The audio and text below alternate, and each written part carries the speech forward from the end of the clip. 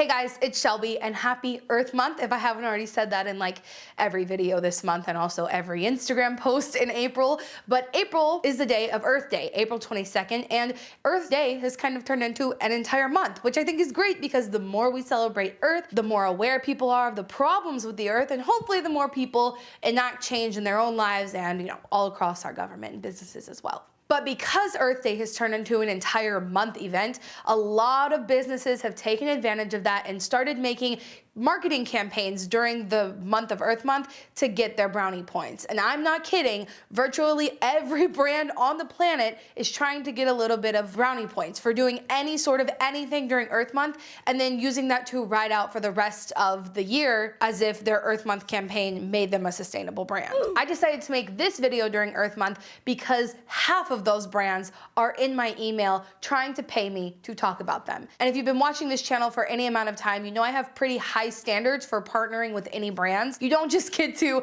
do this one marketing campaign throughout the year and then label yourself as a sustainable brand. When does a brand go from performative activism or performative sustainability initiatives, whatever you want to call it, just doing something for the brownie points and the marketing points, when do they transition from that into a sustainable brand that you would choose to support? That is the overall message I want to have in today's video, so we're going to get to that. But I do want to give a huge thank you to the sponsor of today's video, which is Squarespace. And the reason I partner with Squarespace all the time is because A, they don't interfere with what we're doing here on the channel. I don't have to go through some spiel. I don't have to rearrange what I'm going to talk about in the video to add them. So that's really nice. And also it's a service, not a product that has a resource footprint to create that item, essentially. So if you're interested in building an online store, website, or even if you just need a domain, there's a link in the description to give you a little discount with Squarespace.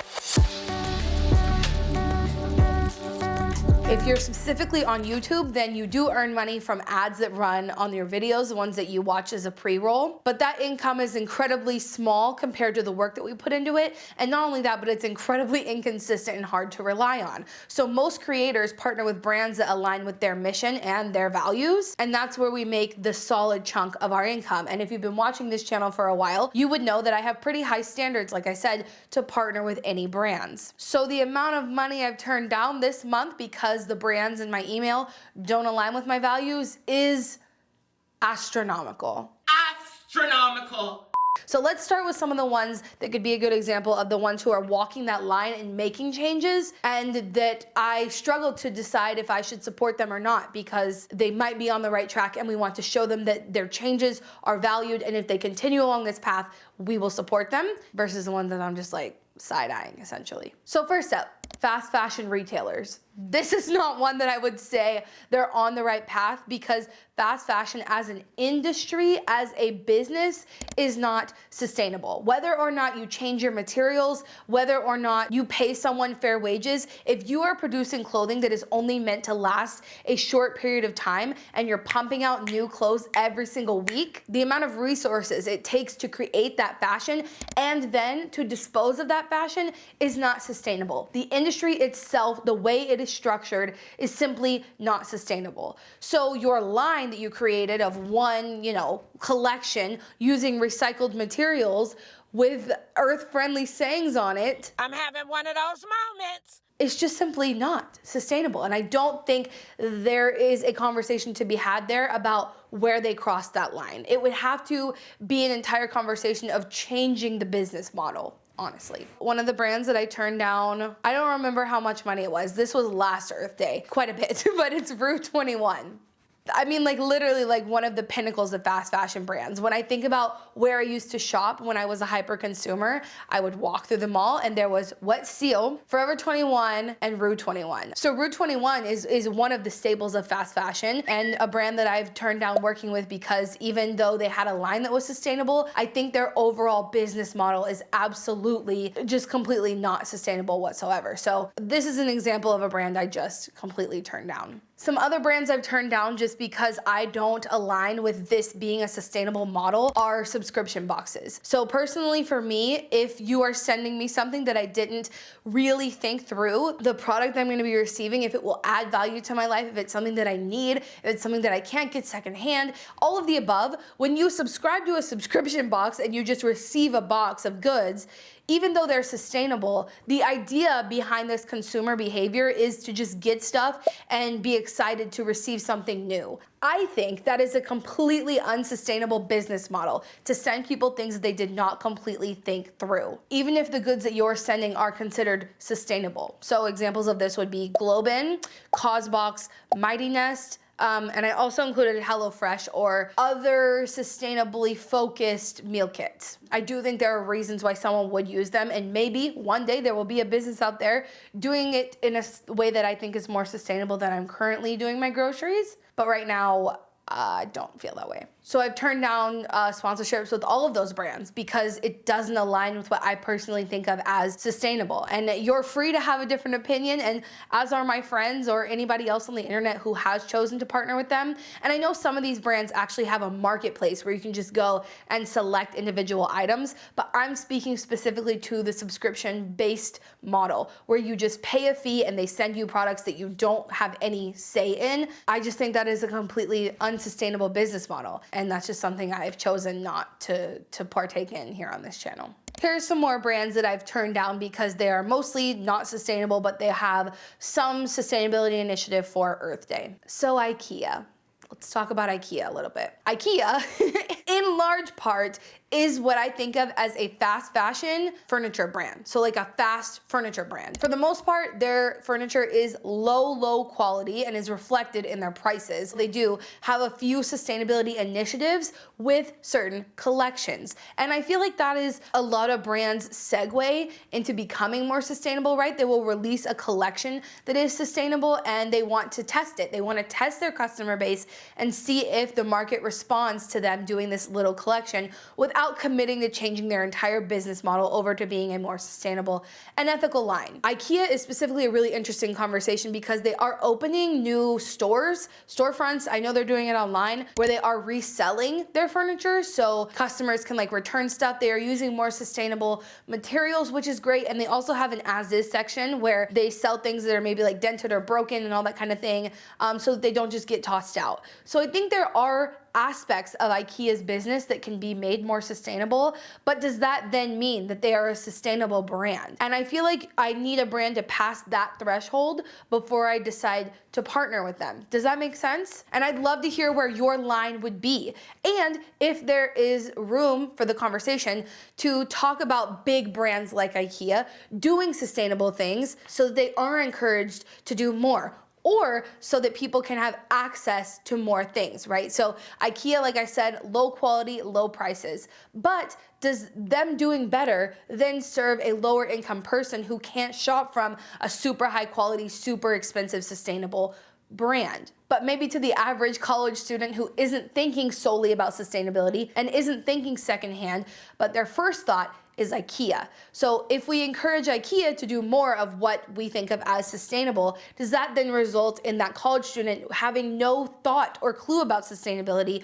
walking in and choosing something that then is better for the planet? Do you see how this action moves up? My thought process sometimes when these big brands reach out to me with their sustainable lines, should I promote this? Should I share this? Because it can allow for someone who would not be able to afford a more high quality brand to have access to something that is more sustainable. Because I've turned down other partnerships with the same exact thought process. So brands owned by Unilever. Been very open on this channel about how I don't support Unilever. I personally, within my own life, think there are so many brands out there to choose from instead of supporting brands that are owned by Unilever. So I don't do it. But again, for the average person walking into a Target and seeing those Love Beauty Planet shampoo bars, it's a much better option for them in terms of their finances, accessibility to being able to go and grab something, and just overall more accessible to the average person. I have turned down partnerships with this exact brand that I'm talking about because it doesn't align with what I would personally purchase. But then does that mean that me not sharing it, someone who can't afford another shampoo brand that's more sustainable,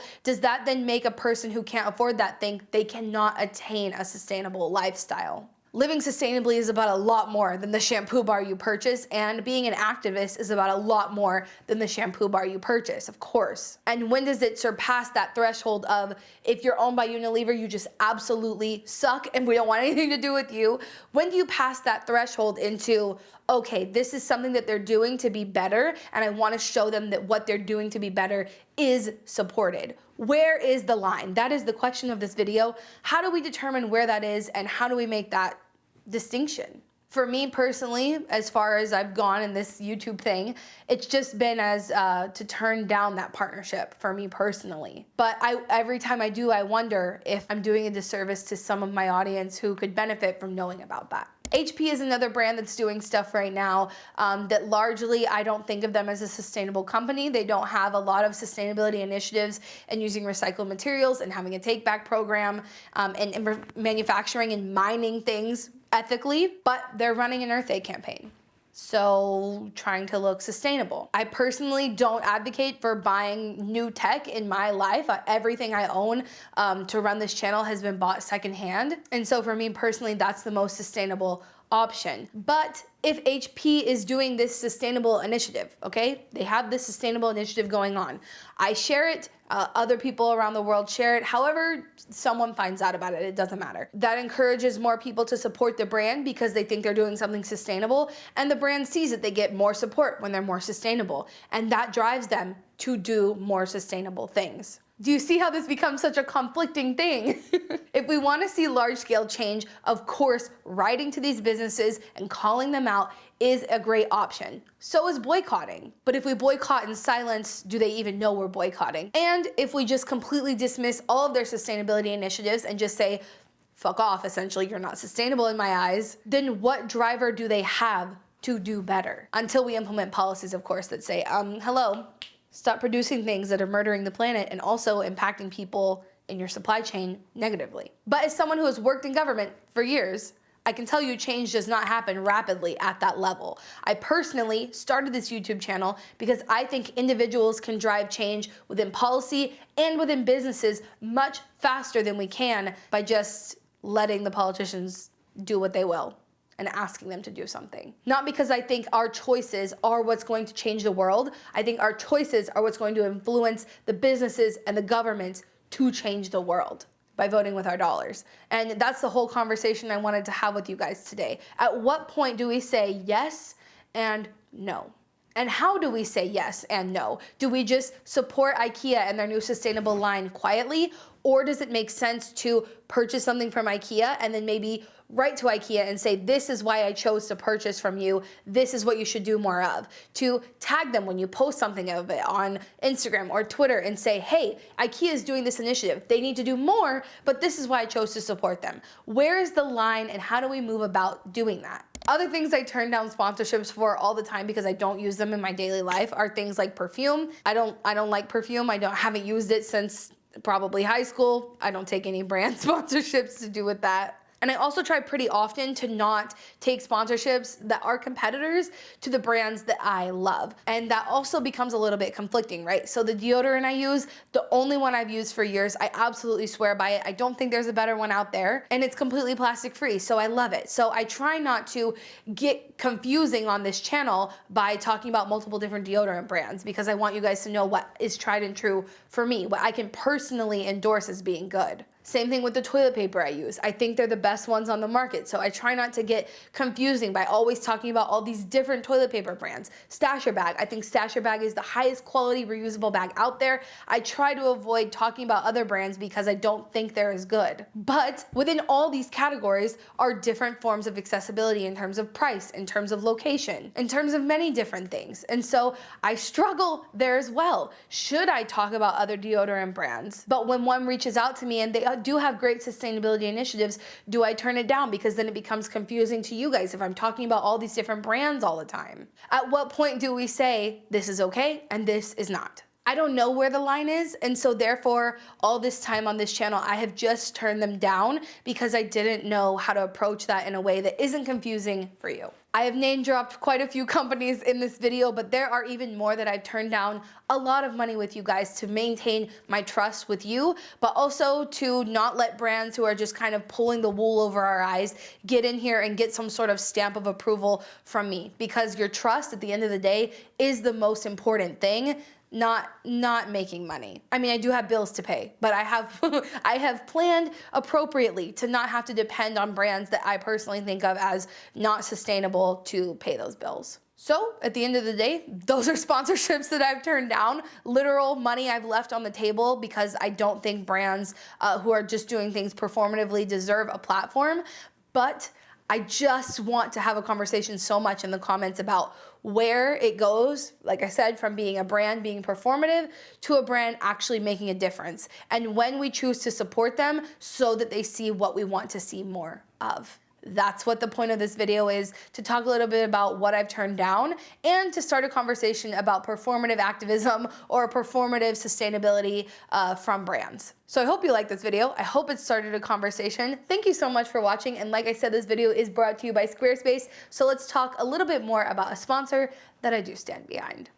Like I said, Squarespace is an all-in-one platform, so you can look to them to build an online store, website, or even just if you need to purchase a domain. Squarespace makes setting up a website super easy because you don't need to learn coding. They already have some beautiful templates over there that you can customize to be exactly what you're looking for. Squarespace makes it easy to connect your social media and to also take advantage of their blogging tools. You can do email campaigns through Squarespace because it is an all-in-one platform, like I mentioned. With their 24-hour customer service and traffic insight tools, it makes it the easiest way to build a website on the internet today. So when you're ready to launch, head over to squarespace.com/Shelbizleee for 10% off of your first purchase.